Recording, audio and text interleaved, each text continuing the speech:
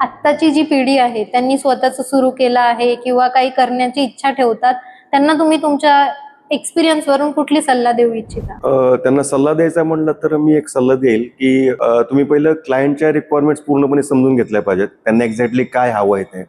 आणि प्लस काम घेण्यासाठी आपण ते काम घेऊ नये की त्याला पूर्ण जस्टिफाय करायचं असेल आपल्याला, त्या रिक्वायरमेंट्स किती आहे, बजेट किती आहे, प्लस साईटचे अनालिसिस काय आहे, साईटवरती आपण कशा पद्धतीने आपण तो प्रोजेक्ट एक्झिक्यूट करणार आहोत. बऱ्याच गोष्टी असतात, तुमचे बीम आलेले असतात, ऑप्शन आले असतात. आता सगळं फिंगर टच झाल्यामुळे तुम्हाला Pinterest, इंस्टाग्रामवरती बऱ्याच गोष्टी इझिली अवेलेबल आहेत. पण त्या साईटवरती एक्झिक्यूट करताना तशा प्रॅक्टिकली होतील का? मग तिथे गेल्यानंतर बरेचसे चॅलेंज येतात. तिथे कॉलम दाखवलेला नाहीये, बीम दाखवलेलं नाहीये.